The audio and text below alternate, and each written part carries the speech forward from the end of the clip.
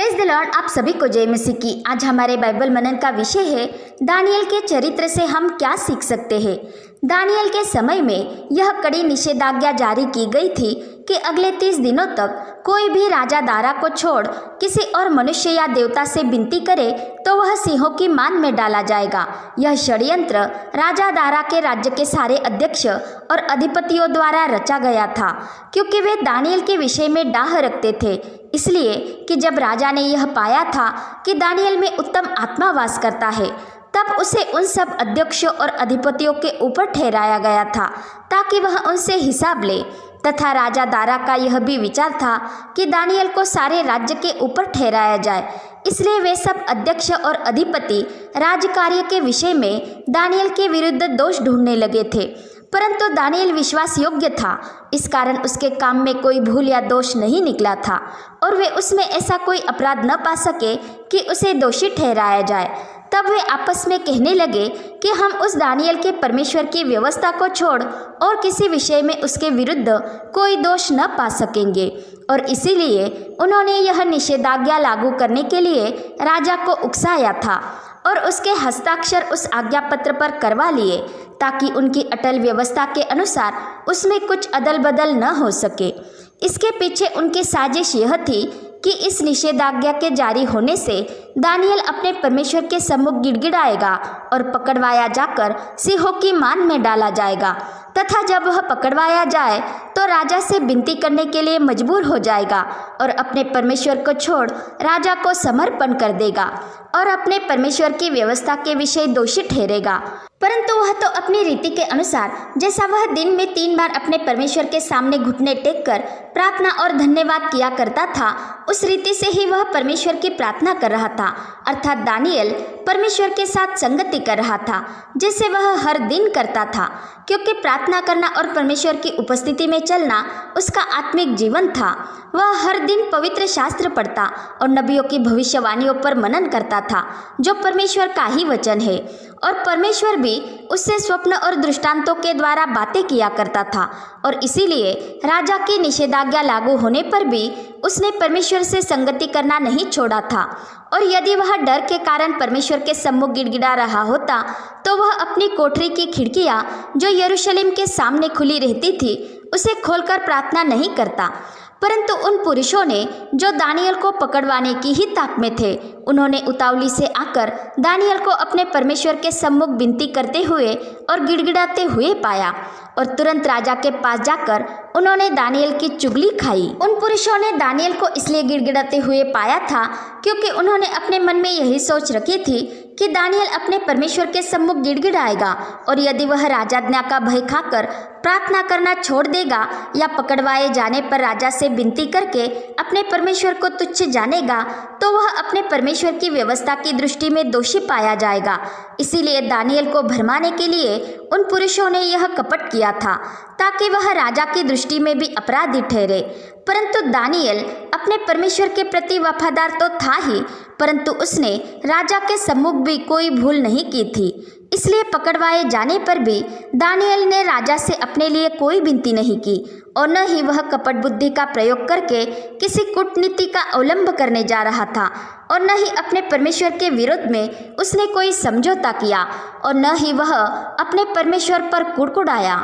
यहाँ तक कि सिंहों की मान में डाले जाने तक भी उसने कोई निषेध नहीं किया और न ही अपने लिए किसी के समर्थन को ढूंढा, क्योंकि वह अपने परमेश्वर पर संपूर्ण मन से विश्वास करता था। और हम देखते हैं कि दानियल को निर्दोष होने पर भी सिंहों की मान में जाना पड़ा, परंतु परमेश्वर ने उसके लिए उस स्थिति में भी अद्भुत काम किए। परमेश्वर ने अपना दूत भेजकर सिंहों के मुंह को ऐसा बंद कर रखा कि उन्होंने दानियल की कुछ भी हानि नहीं की, और दानियल उस सिंहों की मान में भी शांत चित्त से परमेश्वर की उपस्थिति में ही बना रहा। वह परमेश्वर को ही निहारता रहा। उसने न ही उन लोगों को जिसने उसके विरुद्ध चाल चली थी और न ही राजा को कोसा, और न ही वह परमेश्वर के विषय में निराश हुआ, परंतु हम देखते हैं कि राजा ही दानियल के लिए चिंतित होने लगा और वह शोक से भर गया। वह राजा जो समस्त प्रजा में प्रतापी जाना जाता था, उस राजा का मन भी दानियल को बचाने के लिए परमेश्वर की सहायता को ही ढूंढने लगा, क्योंकि दानियल को सिंहों की मान में डाल देने के समय राजा ने दानियल से कहा कि तेरा परमेश्वर जिसकी तू नित्य उपासना करता है वही तुझे बचाए। और उस दिन राजा का मन उदास रहा, उसने कुछ भी भोजन नहीं किया तथा उसकी नींद उड़ गई। इसलिए भोर को ही वह उठकर सिंहों के गड्ढे की ओर फुर्ती से चला गया और शोक भरी वाणी से चिल्लाते हुए कहा, हे दानियल, हे जीवते परमेश्वर के दास, क्या तेरा परमेश्वर जिसकी तू नित्य उपासना करता है तुझे सिंहों से बचा सका है? तब दानियल ने सिंहों की मान में से राजा से कहा, हे राजा, तू युगान युग जीवित रहे। मेरे परमेश्वर ने अपना दूत भेजकर सिंहों के मुंह को ऐसा बंद कर रखा कि उन्होंने मेरी कुछ भी हानि नहीं की। इसका कारण यह है कि मैं उसके सम्मुख निर्दोष पाया गया, और हे राजा, तेरे सम्मुख भी मैंने कोई भूल नहीं की। तब राजा ने बहुत आनंदित होकर दानियल को गड्ढे में से निकालने की आज्ञा दी और उस पर हानि का कोई चिन्ह न पाया गया, क्योंकि दानियल अपने परमेश्वर पर विश्वास रखता था और इसीलिए राजा की कृपा दृष्टि भी उस पर बनी रही थी। प्रियो, कई बार हमें भी अपने जीवन में ऐसी परीक्षाओं का सामना करना पड़ता है, परंतु हम दानियल के समान ही परमेश्वर के अधीन होकर अपना मन प्रभु यीशु मसीह पर स्थिर बनाए रखें और पवित्र आत्मा की अगुवाई में ही चले, तो हम व्यर्थ चिंता करते हुए अपना मन अस्थिर नहीं होने देंगे, क्योंकि चिंता की भावना परमेश्वर से नहीं, इसका उगम शैतान है। यह उसका हथियार है जो मनुष्य को परमेश्वर से दूर करने के लिए वह इस्तेमाल में लाता है, क्योंकि चिंता करने वाले व्यक्ति का मन परमेश्वर से दूर हो जाता है और उस जगह डर, निराशा, नफरत इन जैसी भावनाओं का प्रवेश होने लगता है, जिस कारण वह परमेश्वर के मार्ग से दूर हो जाता है और उसका मन अशांत होने लगता है। और इस मनोदशा में मनुष्य ऐसा आचरण करने लगता है जिससे उसकी स्थिति और भी बिगड़ती जाती है। अर्थात चिंता मनुष्य के लिए कोई उपाय नहीं करती, परंतु उसे परमेश्वर से दूर होने के लिए उकसाती है। इसीलिए प्रभु यीशु ने कहा कि तुम में से ऐसा कौन है जो चिंता करके अपनी अवस्था में एक घड़ी भी बढ़ा सके। प्रियो, चिंता लूट के समान होती है, जिसे प्राप्त करने पर भी मनुष्य भयमुक्त जीवन नहीं जीता, बल्कि उसका भय और भी बढ़ता जाता है और वह डर डर के जीवन जीता है।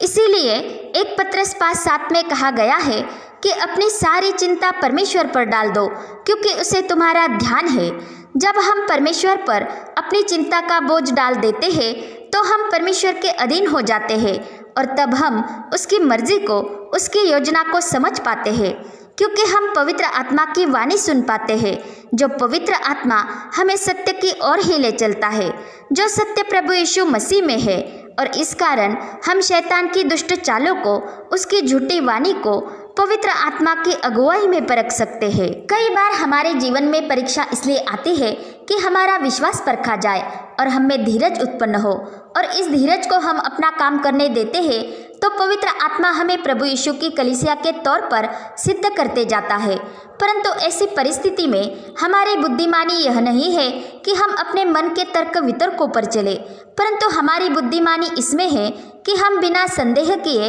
विश्वास से परमेश्वर से बुद्धि मांगे। इससे हम दुचिता होने से और अपनी सारी बातों में चंचल होने से बच सकते हैं, अर्थात हम संदेही होने से परे हो सकते हैं और परीक्षा में पढ़ने से बचे रहते हैं, क्योंकि परमेश्वर खुद हमारे लिए उपाय करता है और हमें छुड़ाता है। दानियल भी अपनी परीक्षा के समय में न ही कुड़कुड़ाया और न ही वह ईमानदारी की दुहाई देते हुए घमंडी बना, क्योंकि परमेश्वर कभी नहीं चाहता कि हम जो उसके संतान हैं वे व्यर्थ घमंडी हो जाए। और मसीह यीशु में परमेश्वर की यही इच्छा है कि हम हर परिस्थिति में धन्यवादी हो और हर प्रकार की बुराई से बचे रहे। घमंडी होना परमेश्वर के निकट बुराई है, क्योंकि इससे अपने आत्मिक जीवन में हमारा पतन होता है। इसलिए पत्रस की पहली पत्री में कहा गया है कि हे नवयुवकों, तुम भी प्राचीनों के अधीन रहो, वरन तुम सब के सब एक दूसरे की सेवा के लिए दीनता से कमर बांधे रहो, क्योंकि परमेश्वर घमंडियों का सामना करता है परंतु दीनों पर अनुग्रह करता है। इसलिए परमेश्वर के बलवंत हाथ के नीचे दीनता से रहो जिससे वह तुम्हें उचित समय पर बढ़ाए। हम देखते हैं कि दानियल को जब बाबुल की बंधुआई में ले जाया गया था तब वह युवावस्था में था। वह अत्यंत सुरूप जवान था तो भी वह अपनी जवानी में निर्दोष बना रहा। वह परमेश्वर का भय मानता और उसकी व्यवस्था का पालन किया करता था। वह बुद्धि में प्रवीण, ज्ञान में निपुण और विद्वान था, परंतु हमने उसके विषय में यह कहीं पर भी नहीं पाया कि वह घमंडी हो गया था। और हम यह भी देखते हैं कि जब उसे दारा राजा के दरबार में प्रतिष्ठा का पद मिला था तब भी वह अपने मित्रों को नहीं भूला था, परंतु उनके लिए भी उसने राजा से विनती की थी। दानियल में परमेश्वर का पवित्र आत्मा वास करता था और वह हर परिस्थिति में परमेश्वर के नाम को ही धन्य कहता था, अर्थात वह उसी की महिमा करता था, क्योंकि वह जानता था कि ज्ञान, बुद्धि, पराक्रम, राज, महिमा सदा परमेश्वर का ही है और परमेश्वर की ओर से ही वह सब प्रकार के दर्शन और स्वप्न के अर्थ का ज्ञानी हो गया है। दानियल ने जिन जिन राजाओं के स्वप्न और दर्शन के भेद प्रकट किए थे वे कभी भी झूठे साबित न हुए और उन राजाओं ने दानियल के कारण परमेश्वर यहोवा की महिमा की और यहोवा के सामर्थ को वे कभी नकार न सके। और हम देखते हैं कि दानियल स्वप्न के भेद प्रकट करते समय परमेश्वर को छोड़ अन्य किसी का भय नहीं रखता था और न ही किसी भेद के कारण वह घबराता था, भले ही उसे राजा के विरोध में भी कुछ कहना पड़े। वह निडर होकर सत्य प्रकट करता था। जब बाबुल के राजा को परमेश्वर ने पूर्व ही चेतावनी देने के तौर पर एक बड़े वृक्ष का स्वप्न दिखाया था तो दानियल ने निडर होकर तथा नम्रता से राजा पर उसकी भावी प्रकट की थी और निष्कपट मन से राजा को यह सम्मति भी दी थी कि हे राजा, मेरी यह सम्मति स्वीकार कर कि यदि तू पाप छोड़कर धर्म करने लगे और अधर्म छोड़कर दीनहीनों पर दया करने लगे तो संभव है कि ऐसा करने से तेरा चैन बना रहे। तथा इसके साथ ही दानियल ने उसी राजा नबूखदनेस्सर के पुत्र बेलशस्सर को भी निडर होकर तथा उसके उपहार के प्रस्ताव को अस्वीकार करते हुए दीवार पर लिखे गए लेख का अर्थ प्रकट किया था जो बेलशस्सर के विरोध में ही था। और हम देखते हैं कि दानियल को अपने विरोध में संदेश देते हुए पाने पर भी बेलशस्सर ने दानियल का सम्मान किया था, क्योंकि दानियल ने कभी भी चापलूसी करते हुए अपने निज स्वार्थ को नहीं ढूंढा था। वह अपने यहोवा के प्रति विश्वास योग्य था, जिस कारण उसका मन मनुष्यों के प्रति भी शुद्ध था। दानियल राजा के प्रति और राजकार्यों के प्रति वफादार तो था ही, परंतु वह यहोवा के प्रति पूर्णतः समर्पित था। दानियल के समान कई सारे निर्दोषियों को इस्राएली राजाओं, हाकिमों और उनके पूर्वजों के परमेश्वर के विरुद्ध किए गए अपराधों के कारण बंधुआई में जाना पड़ा था, परंतु दानियल कभी भी अपने परमेश्वर के विरुद्ध नहीं कुड़कुड़ाया, बल्कि वह यरूशलेम के लिए और अपने लोगों के छुटकारे के लिए प्रतिदिन प्रार्थना करता रहा। और हम देखते हैं कि जब मादिक शहर्ष का पुत्र राजा दारा के राज्य के प्रथम वर्ष में दानियल ने शास्त्र के द्वारा यह समझ लिया था कि यरूशलेम की उजड़ी हुई दशा यहोवा के उस वचन के अनुसार कुछ वर्षों के बीतने पर पूरी हो जाएगी, जो वचन यिर्मयाह नबी के पास पहुंचा था, क्योंकि परमेश्वर ने इस्राएलियों के बंधुआई के 70 वर्ष ठहराए थे। तब दानियल गिड़गिड़ाहट के साथ प्रार्थना करने लगा और अपने पाप का अंगीकार करने लगा। जबकि हम देखते हैं कि दानियल परमेश्वर के सम्मुख निर्दोष था,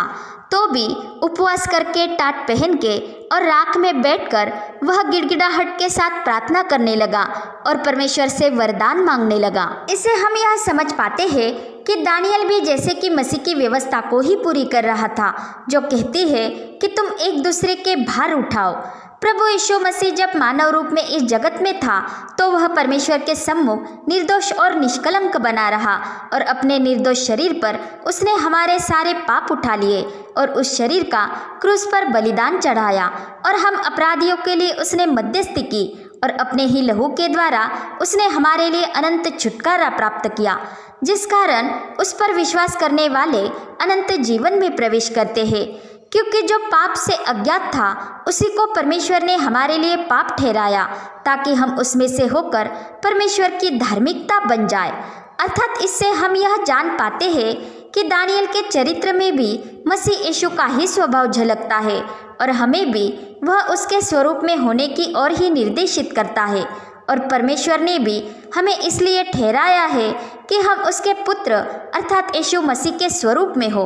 क्योंकि यीशु ही उसी अदृश्य परमेश्वर का प्रतिरूप है और वो ही सारी सृष्टि में पहलौठा है। और हम देखते हैं कि दानियल ने भी स्वप्न में प्रभु यीशु मसीह के विषय दर्शन पाया था और परमेश्वर ने उस पर अंत के समय की गुड़ बातें प्रकट की थी। और वही दानियल अपने भौतिक जीवन काल में परमेश्वर के सम्मुख निर्दोष और निष्कलंक बना रहा, क्योंकि दानियल में जो उत्तम आत्मा वास कर रहा था वह मसीह यीशु का ही आत्मा था, जो उन सारे नबियों में भी वास करता था जो परमेश्वर की ओर से थे और जिन्होंने उस उद्धार के विषय में बहुत ढूंढान और जांच पड़ताल करके उस अनुग्रह की खोज की थी जिसके द्वारा हमने मसीह यीशु में उद्धार पाया है। क्योंकि मसीह का आत्मा ही पहले ही से मसीह के दुखों और उसके बाद होने वाली महिमा की गवाही देता था। इस कारण जिनमें मसीह का आत्मा वास करता था उन नबियों ने इस बात की खोज की कि वह कौन से और कैसे समय की ओर संकेत करता था, और उसी का समाचार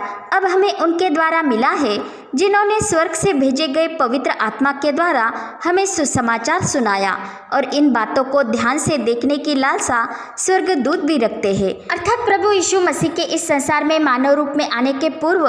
परमेश्वर की ओर से नियुक्त किए गए उन नबियों ने और दासों ने जो बातें कही है वह उनके द्वारा की गई सेवा ही है, जो सेवा उन्होंने अपने लिए नहीं की वरन हमारी सेवा के लिए की है। और इसी में दानियल भी परमेश्वर का विश्वास योग्य दास ठहरा है, जिसका परखा हुआ विश्वास आग से ताए हुए नाशमान सोने से भी कहीं अधिक मूल्यवान ठहरा है। और ऐसे ही दृढ़ विश्वास में हम अंत तक चले, यद्यपि हमें नाना प्रकार की परीक्षाओं के कारण दुख भी उठाना पड़ता हो,